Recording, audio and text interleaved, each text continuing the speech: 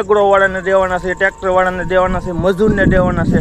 કેમ છો બધા મજામાં જશો ને? અત્યારે હું આવ્યો છું ભાઈ વાડીએ આટો મારો, પણ વાડીએ તો આટો મારવો આવી ગયો છે, પણ આ બધી વસ્તુ જોઈને તો મને આમ થાય છે એવું થઈ ગયું છે. અને આમ જુઓ તમે કપાની દશા જુઓ તમે, કપા તમને દેખાડું જો હેઠો પડી ગયો છે, અમુક ટકા તો હેઠોય પડી ગયો. આમ જો